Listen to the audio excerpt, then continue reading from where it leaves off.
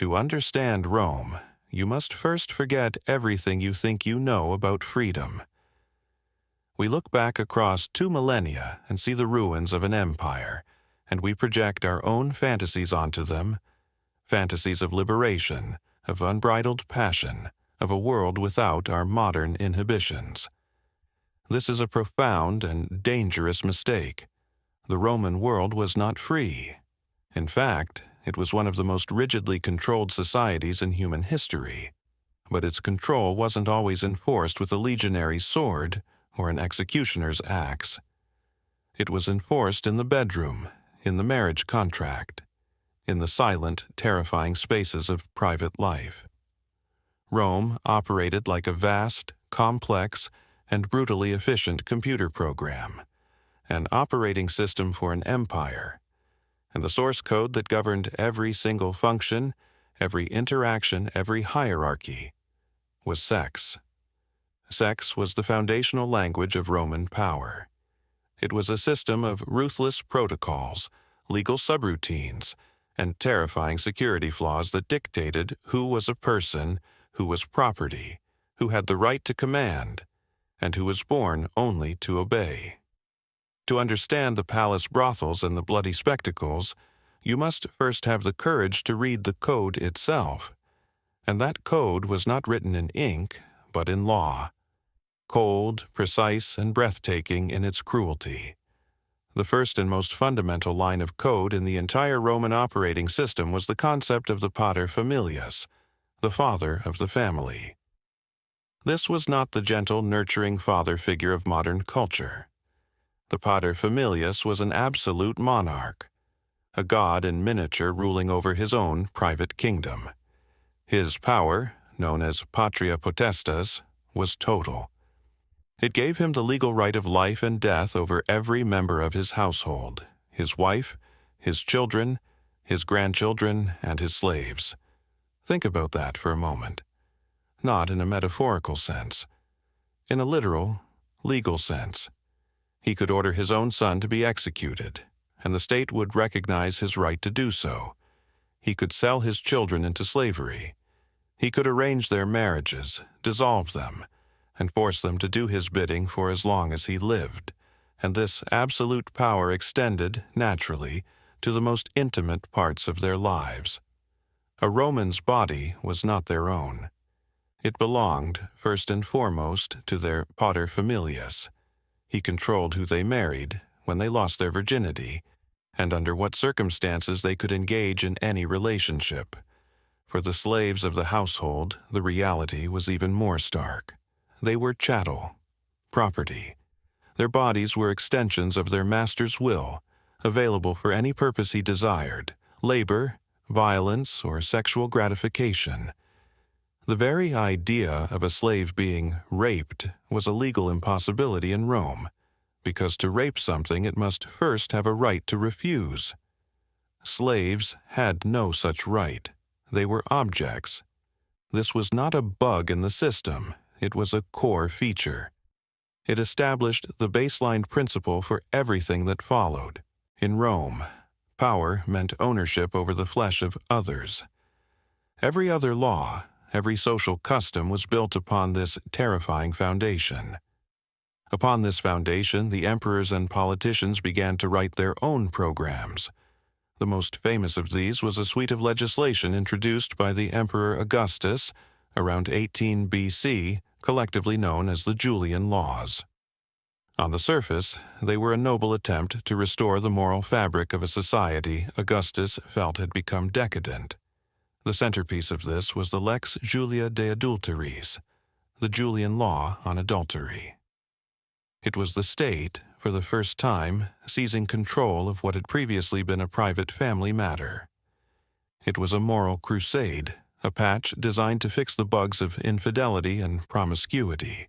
But when you examine the code of this law, you discover its true, chilling purpose. It was never about morality, it was about control. The law defined adultery in an incredibly specific way. It was a crime that could only be committed by a married woman. A married man could sleep with prostitutes, slaves, or any unmarried non-citizen woman he wished with almost total impunity. That was not a crime. That was simply his right as a man. But if his wife had relations with anyone other than him, she was a criminal against the state. The hypocrisy is so vast, it's difficult for a modern mind to comprehend. The law wasn't designed to protect the sanctity of marriage. It was designed to protect the sanctity of a man's bloodline. A woman's womb was not her own. It was a vessel for producing legitimate heirs, and the state now claimed the right to police that vessel. The punishments were draconian. A woman convicted of adultery would lose half her dowry and a third of her property. She would be exiled to a remote, barren island, often for life. She was forbidden from ever remarrying. She was, in essence, erased from Roman society. Her lover, if he was married to another, could also be exiled and lose property. A father, under a clause known as the jus occidendi, was legally permitted to kill his own daughter and her lover if he caught them in the act in either his house or his son-in-law's. The husband was expected to divorce his wife immediately. If he didn't, he could be prosecuted for pimping. This wasn't justice. This was a system of terror. It was a statement from the state, broadcast to every woman in the empire. Your body is a national resource, and any unauthorized use of it will result in your complete and total annihilation from society. But what about the people who were already considered outside of society? The Roman legal system had a special status for them, a label written into their very code that stripped them of the protections afforded to ordinary citizens. This status was called infamia, infamy. It was not just a social stain, it was a legal brand. To be declared infames meant you were no longer a person in the eyes of the law. You were a thing. Who were these people? The list is a chilling insight into Roman values. Prostitutes, pimps, gladiators, actors, and anyone else whose profession involved selling their body for the pleasure of others. To be infamous meant you lost fundamental rights. You could not vote, hold public office, or represent yourself in court. It also meant that crimes committed against you were often not considered crimes at all. A man who assaulted a prostitute was not seen as a rapist. He was, at worst, seen as damaging another man's property, the prostitute's owner or pimp. The people who formed the backbone of Rome's vast entertainment and sexual economy were legally classified as subhuman. They were the ghosts in the machine, essential for its operation, but utterly without voice or value. This legal dehumanization made the entire brutal system of commercial sex possible. It created a permanent underclass of disposable bodies, available for the use of any citizen who could afford them, sanctioned and protected by the state's own laws. Perhaps the most bizarre and revealing piece of code in this entire system, however, was the unwritten law that governed relationships between men. In modern society, we often categorize sexuality into rigid boxes. The Romans did not.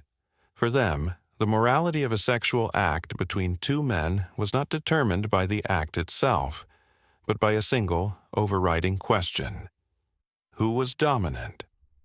A Roman male citizen could engage in sexual acts with another male without any significant social stigma, provided one condition was met. He had to be the active, penetrating partner. To take the active role was to assert one's masculinity, one's power, one's status as a Roman. It was an extension of the same power a master had over a slave. The ideal partner in this scenario was someone of lower status, a slave, a foreigner, a prostitute. But for a Roman citizen to willingly take the passive, penetrated role was a catastrophe. It was to symbolically become a woman, to be made an object, to surrender his status as a dominant male. It was an act of social suicide. A man accused of willingly being passive could see his political career destroyed. He would be mocked in graffiti, ridiculed in speeches, and seen as having forfeited his very right to be a man. This obsession reveals the true nature of the Roman sexual operating system. It was never about love or pleasure or even morality in the way we understand it. It was about power. Every single intimate act was a transaction of status. Every position, every role, every law was a reflection of a single, brutal ideology. There are those who dominate, and there are those who are dominated, those who act, and those who are acted upon. In the Roman source code, there was no room for equality. The system was designed to ensure that a select few, the male citizen, the Pater Familias, the emperor, would always be the ones holding the hammer, while the rest of society was forced to be the nail. This was the unchangeable, unwritten law that powered the entire empire, a ruthless logic that would now be unleashed upon the streets, in the brothels, and ultimately in the blood-soaked palaces of the Caesars themselves. If the cold, unforgiving laws were the source code of Rome's sexual operating system, then the streets of the city were its user interface. This was where the abstract principles of dominance and control were translated into a brutal, tangible reality. This was where the empire's insatiable appetites were fed, where human beings were converted into currency, and where the price of flesh was haggled over in the flickering lamplight of 1,000 back alleys. To walk through the Suburra, the sprawling, chaotic heart of working-class Rome, was to witness the system in action, raw, unfiltered, and utterly devoid of sentiment. The most visible and infamous institution of this interface was the lupanar, the Roman brothel. Our sanitized image of these places, often romanticized in fiction, is a comforting lie. The archaeological remains of Pompeii, frozen in time by the eruption of Vesuvius, tell a far grimmer story. The lupanar of Pompeii, the largest and most famous of the city's brothels, was not a place of sensual pleasure. It was a factory of human misery. The structure itself is a testament to its function. It was a dark, two-story building with a series of tiny, windowless cells, each barely large enough for a stone bed. These were not bedrooms, they were stalls. A visitor today is struck by their claustrophobic, almost tomb-like nature. The walls of these cells were covered in graffiti, a desperate cacophony of voices from the past. Some are boasts from clients, crude lists of their conquests. Others are the heartbreakingly faint traces of the women who worked there, names scrawled on the plaster. Fortunata, Victoria, echoes of an identity almost completely erased.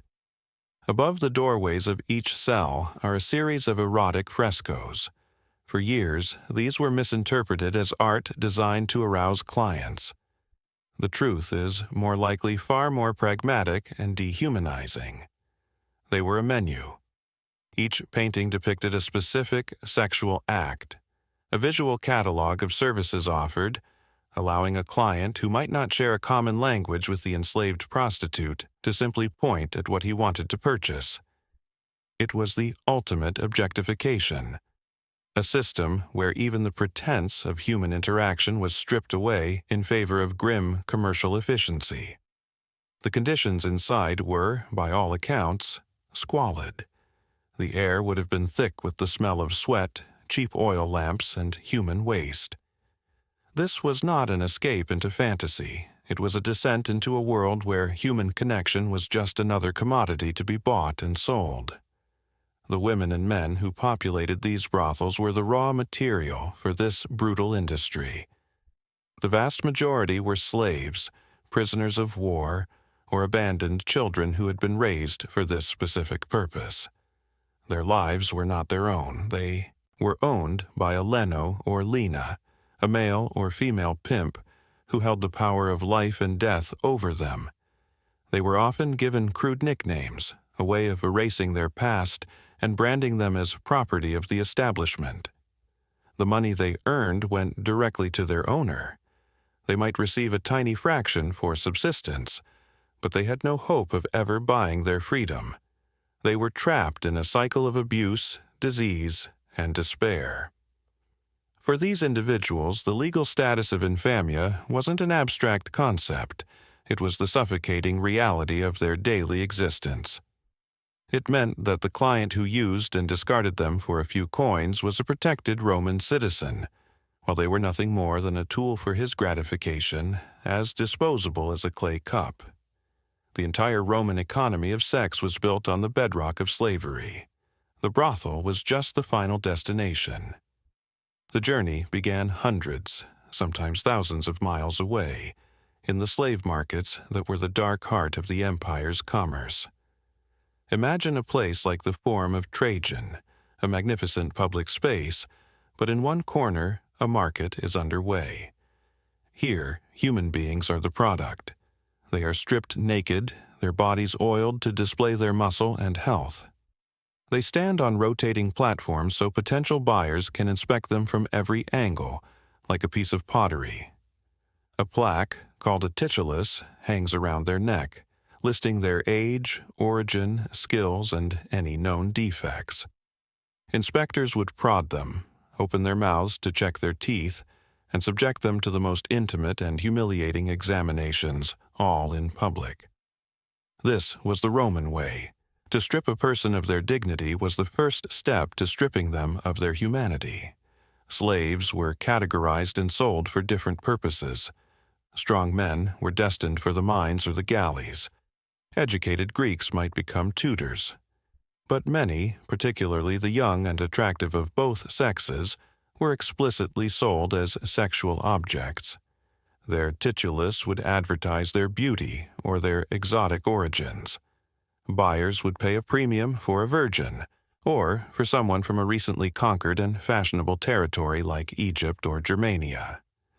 These individuals were purchased with the full understanding that their primary function was to serve the sexual whims of their new master. They would become cupbearers at orgies, personal attendants in the bathhouse, or simply bodies available on demand in the master's private chambers. They were living, breathing luxury goods, and their suffering was the silent engine that powered the lavish lifestyles of the Roman elite. Even within the grim world of prostitution, the Roman obsession with hierarchy and status was ever present. The enslaved woman in the dark cell of the lupanar was at the absolute bottom. She was a meretrix, a common prostitute, available to anyone with a few bronze coins. But Rome also had its elite. The courtesana, or courtesan, occupied a vastly different world. These women were, often, freed slaves or foreigners of great beauty and intelligence. They were educated, could read poetry, play music, and engage in witty conversation. They lived in their own apartments, chose their clients, and could command enormous sums of money. A famous courtesan could become a celebrity, her name whispered in the halls of the Senate. However, this was a gilded cage. No matter how wealthy or influential they became, they could never escape the legal brand of infamia. They could never marry a citizen, and their children would carry their stain. They were still, in the eyes of the law, fundamentally unclean. Their perceived glamour was a thin veneer over a core reality. They, too, were selling their bodies for a living, and that act placed them forever outside the circle of respectable Roman society. This hierarchy served a crucial purpose in the Roman system. It created the illusion of choice and mobility, a fantasy that a woman could rise above her station through her wit and beauty. But in reality, it was just a more luxurious form of bondage, a way of ensuring that even the most successful women in the sexual economy remained firmly under the control of the male citizens who consumed their services. Perhaps nothing illustrates the complete commodification of sex in the Roman world better than the existence of the spintriae. These were small bronze or brass tokens, roughly the size of a modern quarter, that have been found across the Roman Empire. On one side, they typically depict a numeral. On the other, they show a graphic, explicit depiction of a sexual act. For a long time, their purpose was a mystery. Today, most historians believe they were brothel tokens, a form of ancient scrip. The theory is that a client would purchase these tokens from the pimp at the entrance. The numeral represented the value, and the image represented the specific act the client was paying for. He would then give the token to the prostitute, who would later redeem it with her owner for a share of the food or lodging. The system was diabolically clever. It solved the problem of language barriers. It prevented the prostitute from handling money directly and potentially hiding it from her master. But most importantly, it completed the process of dehumanization. The sexual act was no longer an interaction between two people. It was a prepaid transaction, represented by a cheap metal coin. The token was the service. The human being was merely the machine that performed it. This was the Roman user interface in its purest form. Efficient, anonymous, and designed to extract maximum value from its human components, while reminding them, at every turn, that they were not people, but products. If the streets and brothels were the public face of Rome's sexual operating system, the private villas of the elite were its encrypted servers. This was the world of the admin accounts, the senators, the generals, the aristocrats who wrote the laws but lived above them. Here, behind high walls and guarded gates, the brutal logic of dominance and submission that governed the common man was amplified into a spectacle of unimaginable excess. But it was also here that sex shed its commercial skin and revealed its true, ultimate function in the Roman world: as a weapon. In the perfumed air of the Roman dinner party, reputations were made, alliances were forged, and careers were systematically destroyed by the deadliest weapon of all, the whispered secret. The primary stage for this elite theater was the convivium, the Roman dinner party. Our modern image of the orgy, a chaotic free-for-all, is a crude caricature of what was, in fact, a highly ritualized and deeply political event. A wealthy Roman would invite his peers not just to share a meal, but to witness a demonstration of his power, wealth, and status. The food was extravagant, the wine flowed endlessly, and the entertainment was designed to showcase the host's sophistication. But the slaves were the true centerpiece of this display. Young, beautiful male and female slaves would serve the wine, often naked or barely clothed. Their beauty was part of the decor, a testament to the host's purchasing power. As the night wore on and the wine took its effect, the boundaries between servant and entertainment would dissolve. The same slaves who served the food might be called upon to provide sexual services for the guests, either in private rooms or sometimes in the dining hall itself. This was not a consequence of drunken revelry. It was a calculated feature of the evening. It was a visceral reminder to every guest of the host's absolute authority. He owned these beautiful bodies, and he could offer them to his friends as casually as he might offer them a glass of wine. For the guests, participating was a way of affirming their own status as members of the ruling class, men who had the right to consume not just fine food, but human flesh. For the slaves, it was an experience of profound and repeated trauma, a night where their humanity was systematically dismantled for the amusement of their masters. It was within this culture of excess that the ruling class, insulated by their wealth and power, began to treat the laws they imposed on others as little more than suggestions. No story illustrates this staggering hypocrisy better than that of Empress Messalina, the third wife of the Emperor Claudius. The accounts of her life, written by historians like Tacitus and Suetonius, paint a portrait of a woman whose sexual appetites were legendary, even by Roman standards. While her husband, the ruler of the known world, slept, Messalina would allegedly disguise herself with a wig and sneak out of the imperial palace. She would go to a common brothel in the Subura, renting one of the filthy cells under a false name, and work as a common prostitute through the night. The most famous story, recounted by the historian Pliny the Elder, claims that she challenged the city's most famous prostitute to a competition, who could take on the most men in a 24-hour period. Messalina, the Empress of Rome, is said to have won, servicing 25 men before her opponent gave up. Whether these stories are literally true or exaggerated by her political enemies is almost irrelevant. The fact that they were told, written down, and believed demonstrates the perceived reality of the Roman elite.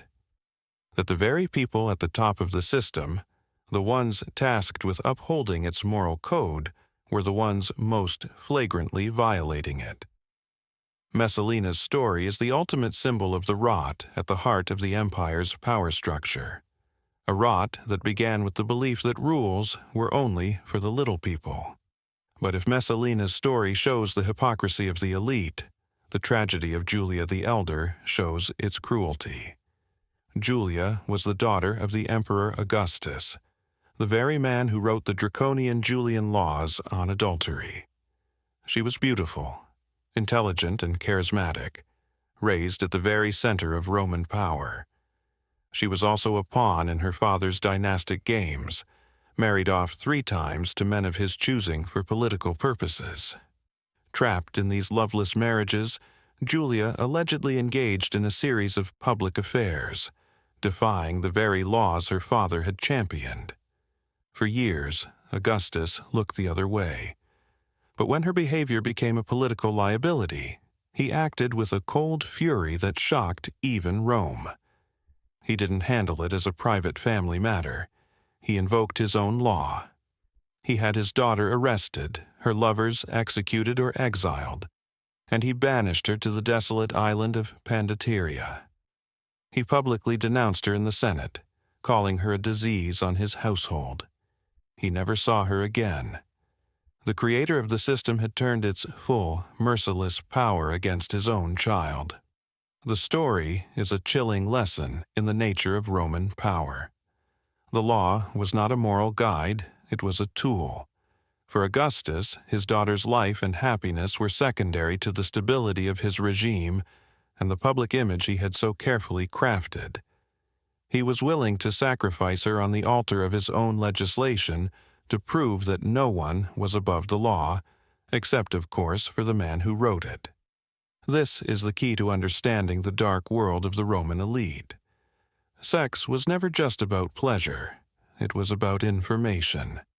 In a society where every powerful man had skeletons in his closet, knowledge of those skeletons was the ultimate currency. Political rivals would employ spies to track their enemies, to gather evidence of their affairs, their secret desires, their sexual proclivities. Did a senator prefer young boys? Did a general have a weakness for a particular courtesan? All of this was valuable intelligence. It could be used for blackmail, forcing an opponent to vote a certain way or withdraw from a political contest. It could be leaked to the public, destroying a man's reputation and turning the people against him. The famous orator Cicero was a master of this, using sexual slander as a key weapon in his legal and political battles, accusing his rivals of everything from incest to effeminacy. In the high-stakes game of Roman politics, your private life was a battlefield. Every intimate moment was a potential weakness. Every secret desire a potential dagger aimed at your back. The same men who indulged in every imaginable excess in the privacy of their villas lived in constant fear that those very excesses would be exposed and used against them. This created a culture of paranoia and treachery, where the line between ally and enemy was constantly shifting. It was a system where the secrets whispered on a silk pillow in the dead of night could, by morning, topple a dynasty. This weaponization of privacy was the ultimate privilege of the admin accounts. They had the power to monitor the system, exploit its loopholes, and, when necessary, deploy its most destructive features against each other in a relentless, blood-soaked struggle for control. If the Roman elite were the system administrators, rewriting the rules to suit their needs, then the emperors were something else entirely.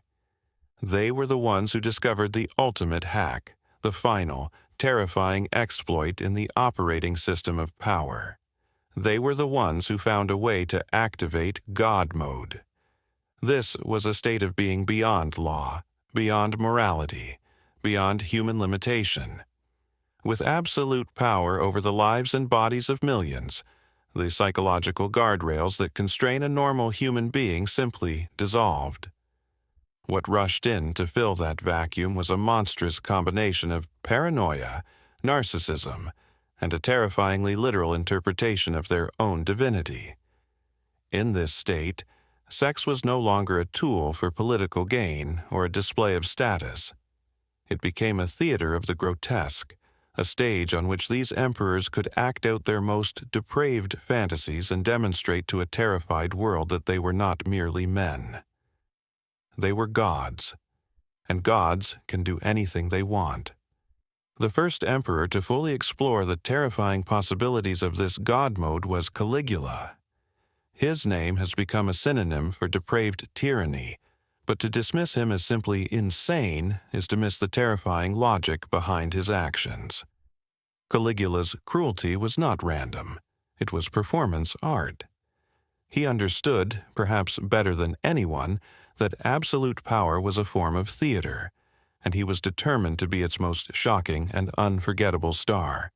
He wielded sex as a weapon of pure psychological terror, designed to humiliate and break the spirits of the Roman aristocracy he so despised.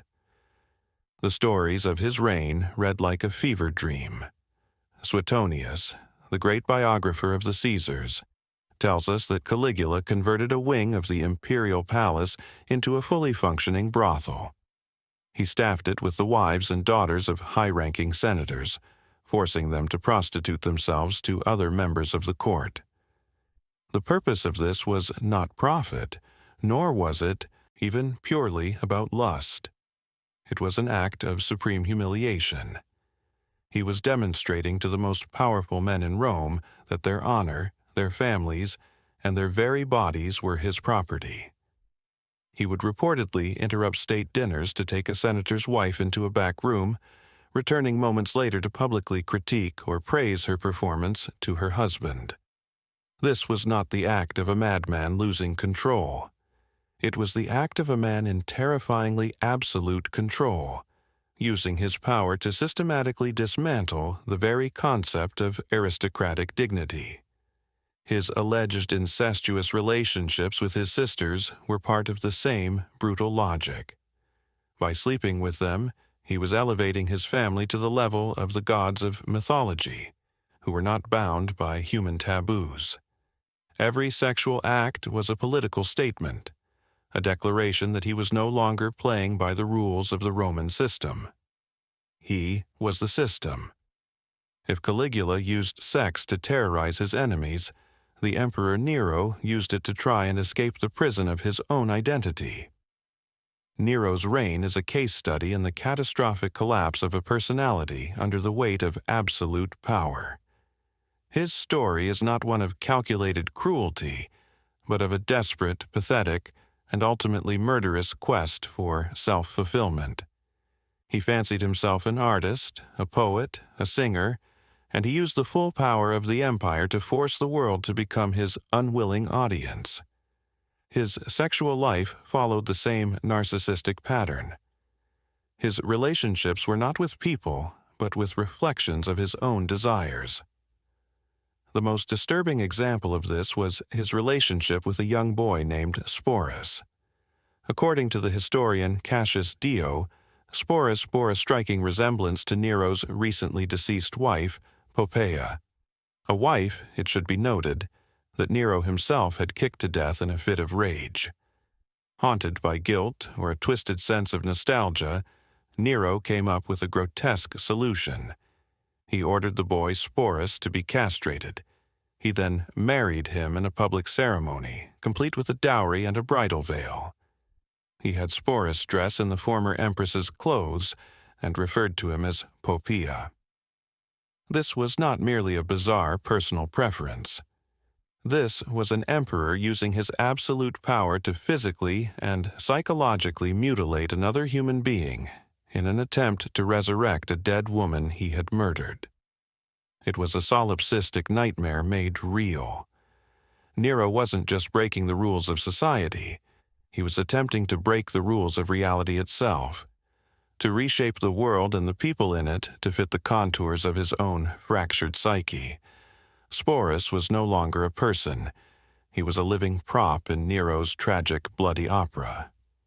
But even the horrors of Caligula and Nero pale in comparison to the sheer, relentless strangeness of Elagabalus. He was a teenage priest of a Syrian sun god who, through a bizarre series of events, was declared emperor of Rome in the year 218. He arrived in the city not as a Roman ruler, but as a divine incarnation of his god, and he proceeded to systematically shatter every single Roman taboo with a zeal that left the city in a state of perpetual shock. For Elagabalus, the entire structure of Roman society, its laws, its religion, its sexual mores, was an alien system he felt compelled to dismantle. His reign was a 4-year-long performance of sacrilege. He replaced Jupiter, the king of the Roman gods, with his own Syrian deity. He forced the most respected senators to run alongside his chariot like common servants, and his sexual behavior was designed to cause the maximum possible offense. He married a Vestal virgin, one of the sacred priestesses of Rome whose chastity was believed to guarantee the city's survival. To violate a Vestal was a crime punishable by being buried alive. For an emperor to marry one was an act of cosmic blasphemy, a declaration of war on the very soul of Rome. But Elagabalus went further. The ancient historians, though potentially biased, paint a picture of an emperor who delighted in reversing every established norm of power and gender. He would reportedly wear heavy makeup, wigs, and women's clothing, and offer himself as a prostitute within the halls of the imperial palace. He is said to have offered vast sums of money to any physician who could surgically transform him into a woman, centuries before such a procedure was medically conceivable. While Caligula and Nero broke the rules to prove their power over the system, Elagabalus seemed intent on destroying the system itself. His actions were a relentless assault on the Roman obsession with masculine dominance. He took the passive role, the role of the woman, the role of the prostitute, and by doing so as the most powerful man in the world, he exposed the entire structure of Roman power as a fragile, artificial construct. He was the ultimate system error, a walking paradox who revealed that when one person is given the power of a god, all human categories, male, female, master, slave, divine, profane, begin to lose their meaning. The Roman system could not tolerate such a contradiction. After only 4 years, Elagabalus and his mother were assassinated by the Praetorian Guard, their mutilated bodies dragged through the streets of Rome and dumped into the Tiber. God mode had been deactivated. These emperors were not mere exceptions to the rule. They were the rule's logical, horrifying conclusion. They were the ghosts that haunted the machine, the final, catastrophic result of an operating system built on the principle of absolute dominance. They prove that when a system grants one man the right to own the bodies of others, it is only a matter of time before that man declares himself the owner of reality itself. They are a timeless warning that the most dangerous place in the world is not the battlefield or the back alley, but the mind of a man who has been given the power of a god and the unchecked appetites of a monster. We have journeyed through the dark circuits of Rome's soul, from its foundational code of law to the blood-spattered interface of its streets.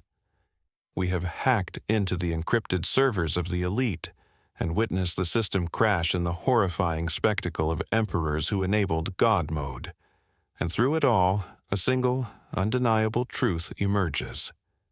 Sex in Rome was never truly about freedom or pleasure. It was about power. It was the rawest, most fundamental expression of control one human being could exert over another. The Pater Familias controlling his daughter's womb, the citizen buying a body in a brothel, the aristocrat weaponizing a secret, the emperor turning a boy into a dead empress. All were nodes in the same vast, terrifying network. A network whose primary function was to enforce a single, brutal hierarchy. Master over slave, man over woman, emperor over everyone. That machine, in its Roman form, eventually rusted and fell apart. The empire collapsed under the weight of its own contradictions. But the ghost of that machine, its underlying logic, never truly died. The terrifying idea that a person's private life, their desires, and their very body can be transformed into a tool of control is a ghost that still haunts us. It lingers in the corridors of power, in the darker corners of our own societies, where shame is still used as a weapon, where secrets are still a form of currency, and where the powerful still prey on the vulnerable. The technology has changed, but the fundamental code of human dominance remains terrifyingly familiar. Rome holds up a dark mirror to us. It forces us to confront the uncomfortable truth that the systems we build, the laws we write, and the secrets we keep all have the power to either liberate or enslave.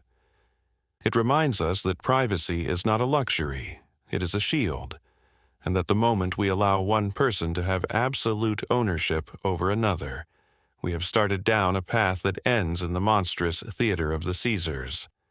The stories you have heard tonight are not just fragments of a dead empire.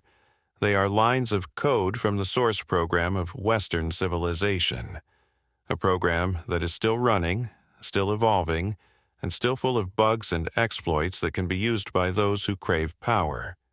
History is the ultimate source code, and if you want to continue deciphering the hidden operating systems that have shaped our world, from the sacred texts of ancient cults to the secret ledgers of fallen kingdoms, then subscribe to Veiled Past and join us in the next excavation.